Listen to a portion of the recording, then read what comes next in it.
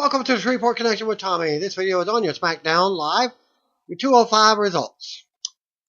Birthdays for Tuesday. Honky Tonk Man turned 64 years old, while former WCW valet Gorgeous George turned 41.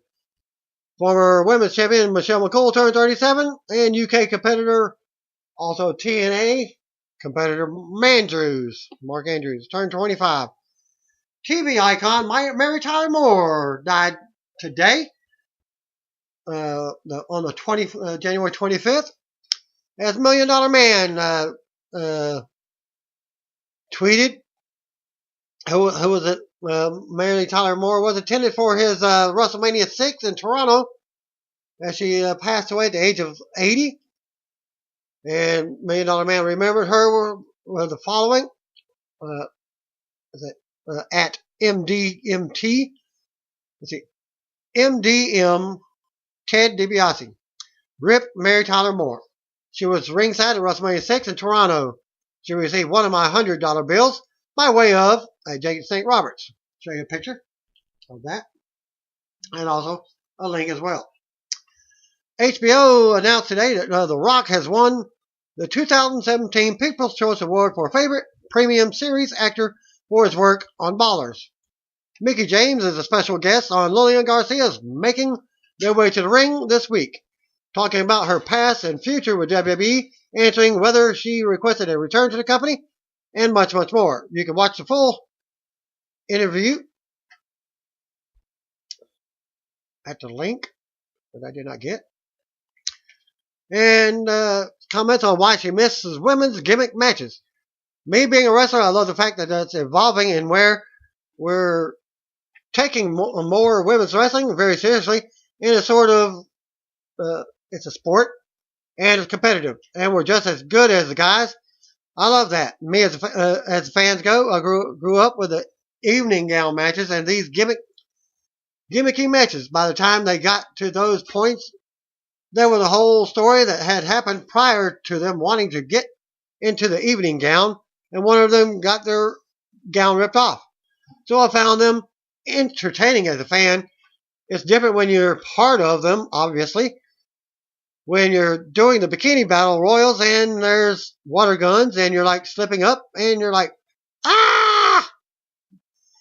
Her original pitch for the obsessed fan storyline was different from what fans saw. I had actually written that character and written that storyline because I didn't know Trish Stratus. I love Trish Stratus, but didn't know how Trish as a person. But I didn't know Amy Dumas. I did know Lita. So I called her and I was like, "Are you okay if I write this storyline? If I just pitch it with you or whatever? Because you don't want to just pitch this idea out to somebody and they're like, I freaking hate it, man. Why would you even pitch it?" So she was totally cool with it. She was like, yeah, man, I don't care, whatever. She was a heel at the time, so it really didn't make sense to do it with her. But she was one who I knew I felt comfortable with. It could have been cool. It would have been different. It would have thrown a different edge on it. It's difficult being in the same business as husband Magnus. He's a good man. He's so sweet and understanding. You know, this business is hard, especially with two people in the same industry. It's one of those things. Luckily, he's secure enough in himself that he's very smart and very savvy outside of wrestling, world of wrestling as well. He's an author, so he writes a column. So he's on his second book. He's really into fitness, and so I think that he definitely helps. Wrestling isn't both of our entire worlds. It's always hard, even when he was on TV and he was a champion.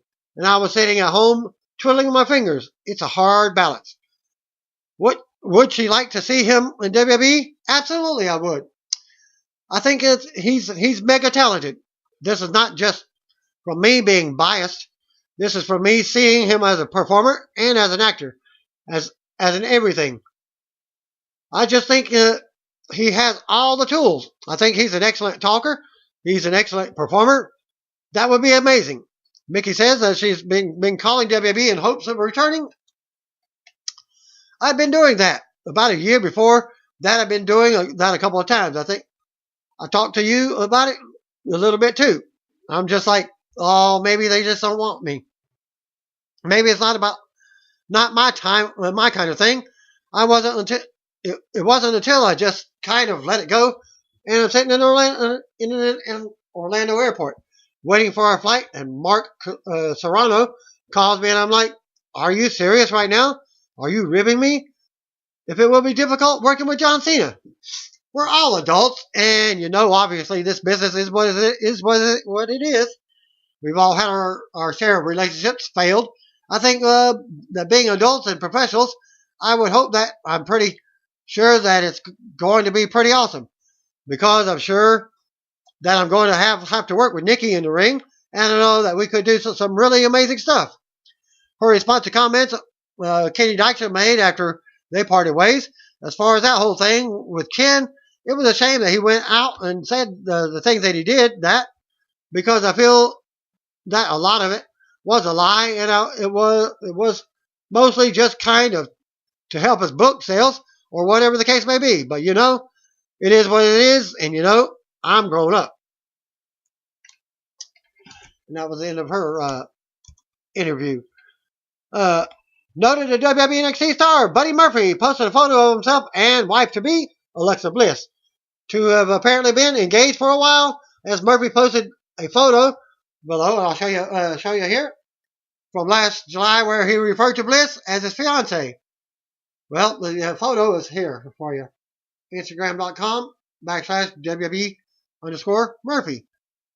And also, in that picture, it shows a car with supposedly her driving, and the car seat is moved up forward. Like small girls, like let's put her hand in the steering wheel, kind of like my mom used to do. SmackDown's Women's Champion Alexa Bliss spoke with Ohio.com to promote this week's WWE TV tapings from Toledo, Ohio. Full interview. Well, Ohio.com. Overcoming a life-threatening battle with anorexia in 2009 while being a cheerleader at the University of Akron. I had gone through it first in high school. Then when I joined college here, we had a very strict workout regimen that we had to follow. And I had just recovered from the first eating disorder. We had to sign in to do cardio, BOD, the bod pods, a measurement of muscle versus fat in the body, the things athletes should do. But it re-triggered everything for me. I went from 120 pounds to 80 pounds in about 6 weeks. That was the main reason why I left Akron. It was after a football game. I was still in my uniform. I told my coach that I had needed to go home and get help.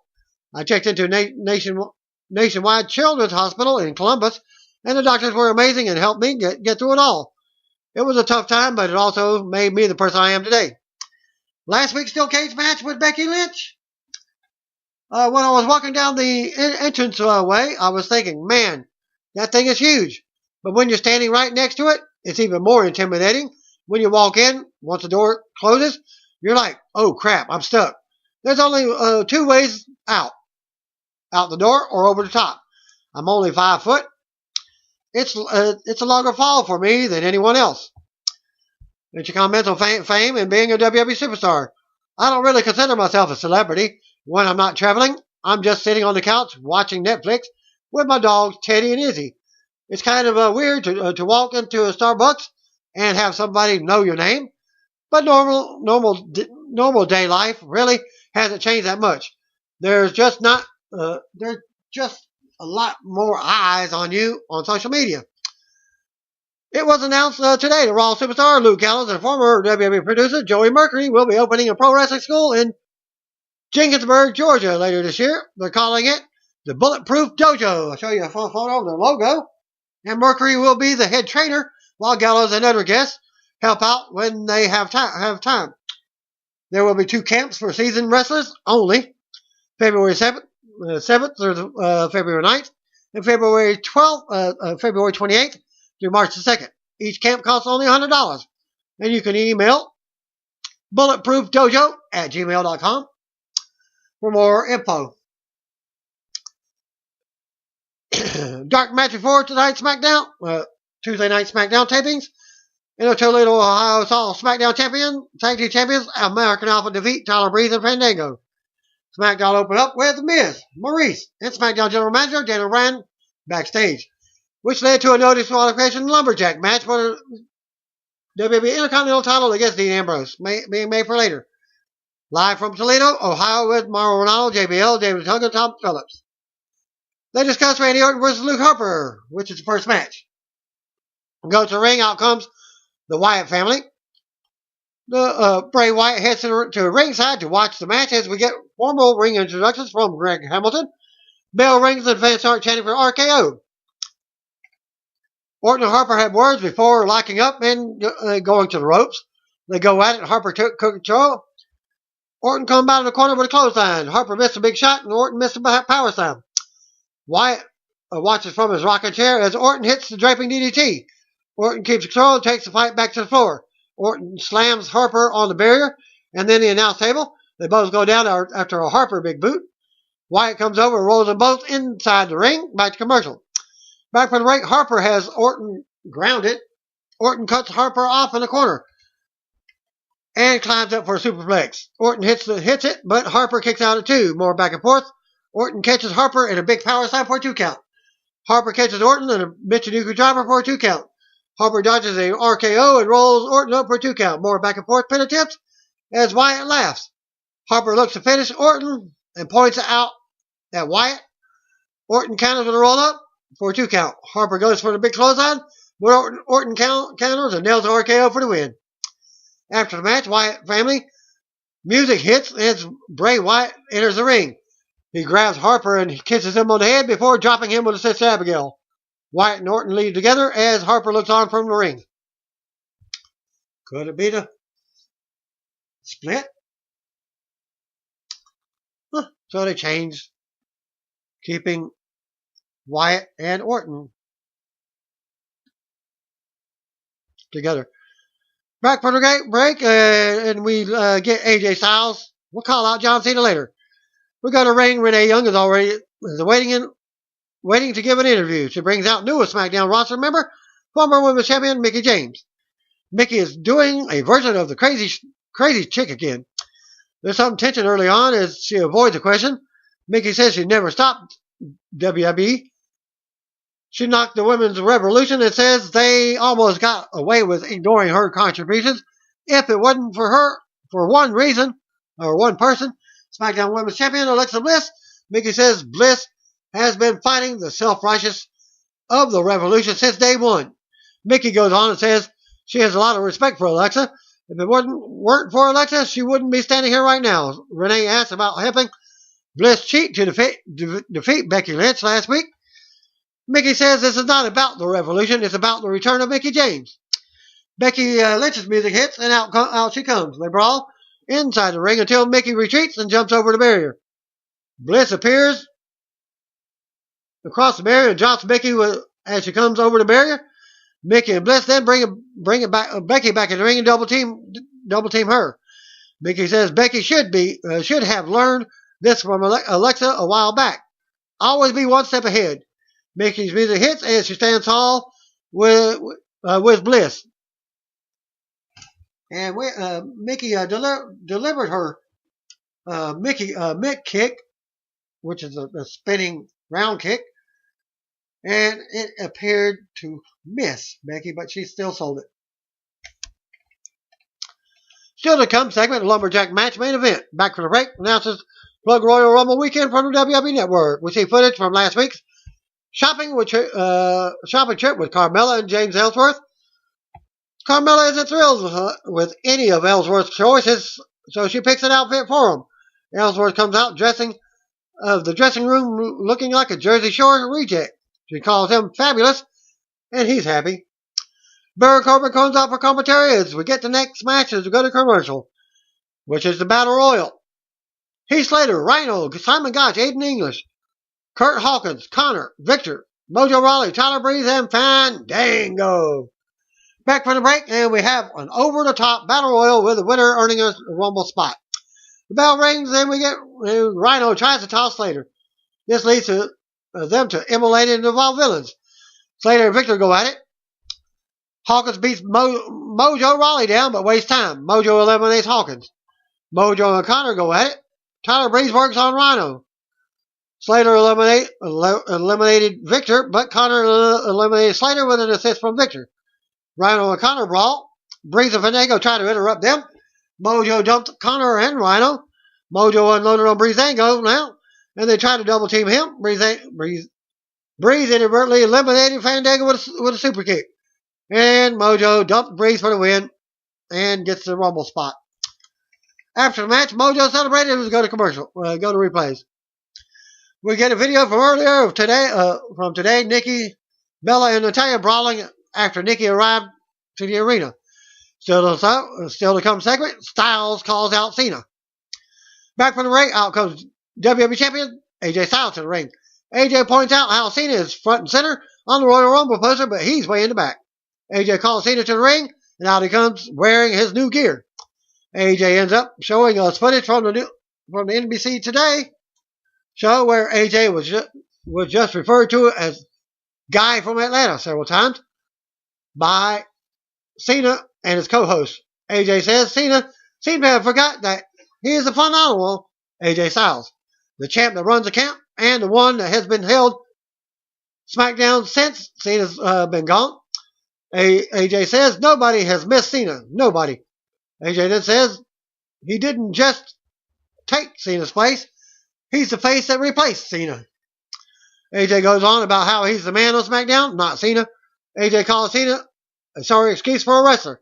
And Cena smirks. AJ wonders what he has to do to get some respect around here.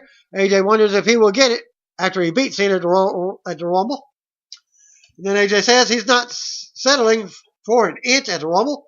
He's taking a foot and putting it in Cena's ass. Cena says AJ is a little tense and is complaining about respect tonight. Cena goes on and says AJ's been hot for like 6 months. He held this place for over a decade. Cena brings up AJ's comment on him being a bad wrestler and how he didn't put in time on the indie scene. Cena says he wasn't built for the indie scene. He was built for WWE for moments like this. Cena says AJ isn't even on the level below him. Cena says he gets more done in a day than AJ does in a career. He never talks about what he's done or his critics. He just earns and shuts mouths. Cena says AJ isn't a guy from Atlanta. He's just a guy. Just a guy holding on to the WWE title because Cena lets him. Cena says AJ is so unoriginal. He goes on and says AJ will find out what everyone else knows on Sunday. There's only one John Cena, and he's bad. Bad man. And his time is now. Cena tells AJ to recognize and drops the mic before walking out. AJ looks on as Cena turns on the stage. As Cena was aiming, he dropped the mic just like CM Punk does with the pipe bomb. He dropped it. So the come segment, Miz versus Ambrose in the main event. Also Kalisto versus Dolph Ziggler, back to commercial. And that match is up next. Dolph Ziggler versus Kalisto. Back from the break, we get Kalisto waiting Dolph Ziggler as he makes his way to the ring. We see Ziggler attacking Jerry the King Lawler last week. Bell rings, then they go right to work. Kalisto goes for an early springboard attack, but Ziggler super kicks him midair for a quick win. After the match, Ziggler stood tall as the referees check on Kalisto. Ziggler goes to ringside and grabs a steel chair. JBL stands up on the announce table and walks over towards Ziggler, but Apollo Crews attacked from the side and dropped Ziggler. Crews swings the chair, but hits the ring post as Ziggler ducked. Ziggler retreated and makes his way up the ramp as Crews checked on Kalisto. Still to come, segment, Naomi versus Natalya, back to commercial. That match is up next. Back from the break, out comes Naomi, making her return to TV after a short little injury. Time off. Natalya's music hits, but she doesn't appear. Camera cuts backstage and we see Nikki Bella attacking Natalya. They brawl as Naomi looks on from the ring. Naomi takes the mic and says it's not going down like that tonight. She came to SmackDown because it's the land of opportunity, and she's ready to land her opportunity. She issues an open challenge for anyone who wants to feel the glow. Miz hits, and out comes Women's Champion Alexa Bliss with a mic. Bliss tells her to calm down. She's not here to answer a challenge from a nobody. Bliss insults Naomi and asks who she thinks she is. Naomi tells her to come into the ring, and she can show her and snatch her blonde hair bald. Naomi then says she's the new SmackDown Women's Champion. Bliss says if she wants a shot, Bliss jumps on the apron, but backs down as fans boo. Bliss says Naomi isn't even worth her time. She tells Naomi to say hi to obscurity for her. Bliss leaves as the music plays, and Naomi just looks on. So another still to come segment: Miz vs. Ambrose, Lumberjack main event. Back to commercial. Joshua Fuentes backstage with the Intercontinental Champion, Dean Ambrose. He's going to follow his instincts to get the win tonight, and his instincts are to break Miz's nose. And there aren't enough Lumberjacks to stop him from doing that. Which is the Lumberjack match for the Intercontinental title is up next. We go to the ring. Out comes Miz with Maurice, SmackDown Superstar. Start surrounding the ring as we go to commercial break. All the ones that had matches from earlier are at ringside. Back from the ring, out comes Dean Ambrose. We get ring introductions and back and forth to start. Lumberjacks get involved a few times early on. We go commercial after a 2 count by Ambrose. Back from the break, Miz is in control after the heels pull Ambrose to the floor. Miz tosses Ambrose back out and catches another beating from the Lumberjacks. Ambrose is tossed back in, and Miz hits a DDT for a 2 count. Miz mocks Daniel Bryan with a kick to Ambrose as fans do the no chant. Ambrose ducks the final kicks and rolls Miz up for a 2 count. Ambrose nails some rights and lefts out. Ambrose ends up fighting the Lumberjacks off and sending Corbin into the ring post. Ambrose with a lunatic fringe elbow for a close 2 count. Miz gets tossed to the heels. Ambrose nails a dive onto them. Ambrose mounts Miz as we have chaos. At ringside, all Lumberjacks are gathering. Maurice grabs Ambrose's legs as he tries to re-enter the ring. Miz takes advantage and nails a big running knee for a close 2 count. Miz with a quarter drop kicks and he mocks Daniel Bryan again. Ambrose blocks a third drop kick and back drops the Miz to the floor. Babyface Lumberjacks grab him and stop him from escaping over the barrier. Ambrose does a big splash from the top on Miz and the Lumberjacks. More back and forth inside the ring. Ambrose goes for a pin, but Corbin breaks it up. Everyone hits the ring for more chaos. Miz tries to take advantage and rolls Ambrose up for a 2 count. It ends after Ambrose hits Dirty Deeds for the win. After the match, Ambrose celebrated as we go to replays. We come back, Maurice checking on Miz. At ringside, SmackDown goes off the air with Ambrose standing tall with the title.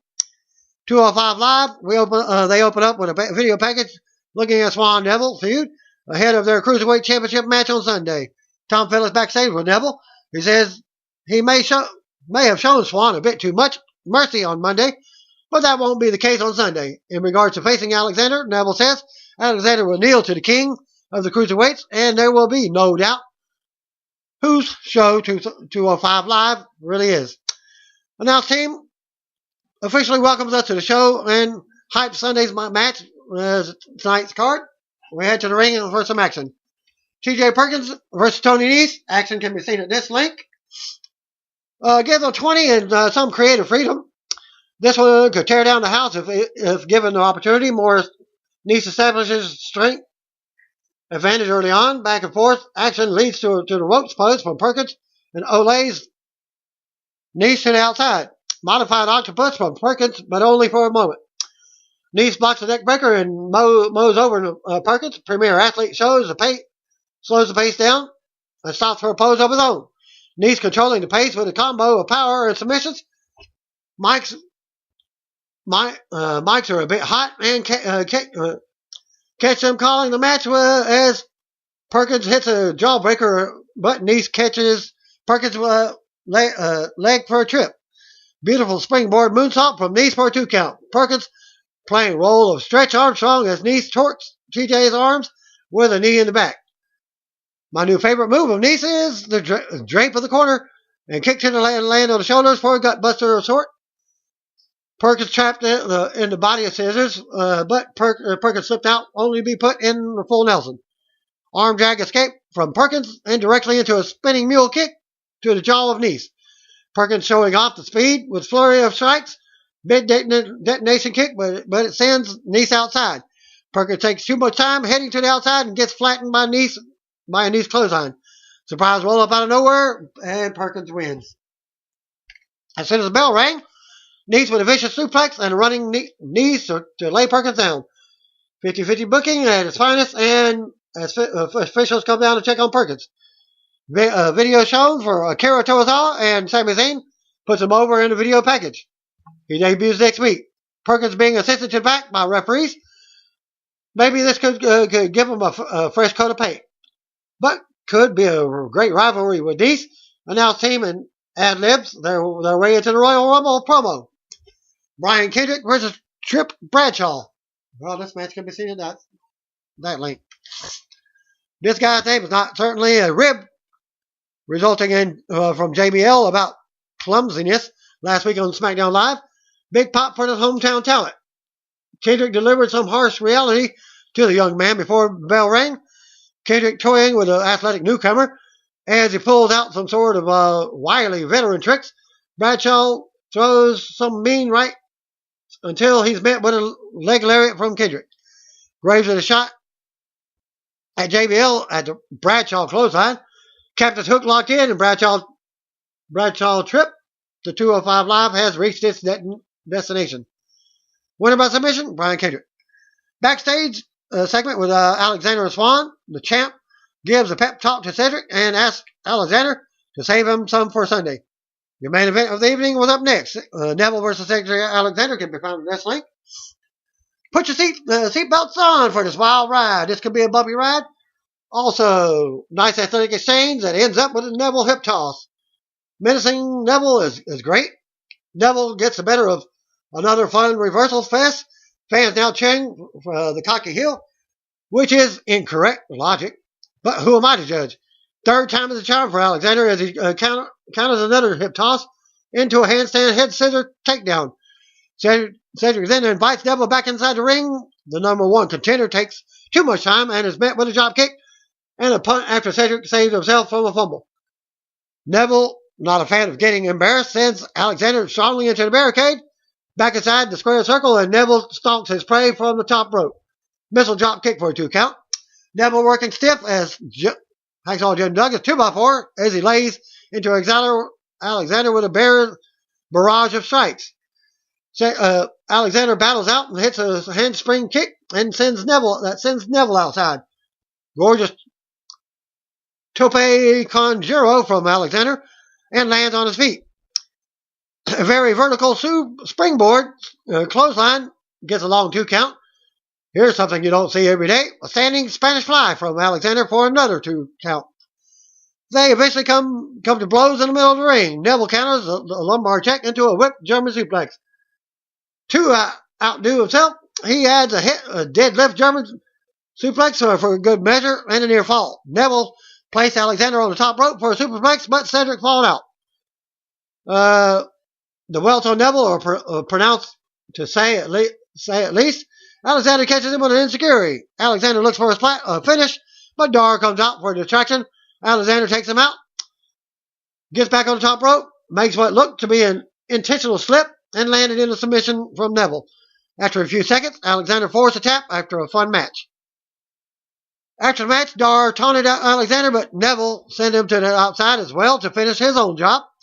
Rich Swann comes in for the save as we have a pull apart to gain some steam for this Sunday title match. Officials and security come out to break it up, but they keep going at each other. They eventually get separated to end the episode. Talking Smack after SmackDown 205 with Mickie James. Well, it could be partly seen with this link, twitter.com/WWE. Bray Wyatt interview. Also with Sky Sports. Asked about his dream match. His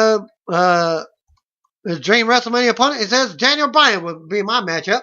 I could say a lot of names. Undertaker, Jake Snake Roberts, Ric Flair in his prime, but I didn't feel I was finished with Bryan. I felt it was taken from me, and I will always feel the way this year, though. I plan to beat AJ Styles. If he still is a champion, it would be good if it was the last man standing match. As noted, SmackDown Commissioner Shane McMahon co-hosted Talking Smack with Renee Young.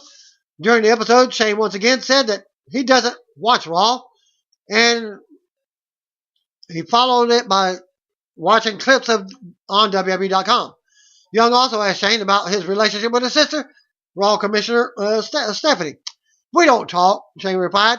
When Renee asked if they spoke at all, Shane answered, every once in a while, we'll send text. We text a lot. Dark match on the main event after SmackDown went off the air. From Toledo House Hall, AJ Styles retained over John Cena using the low blow. Same low blow that they use here at Shreveport Bossier City as well. Thanks again to everyone. If you don't know, just call me brothers and sisters.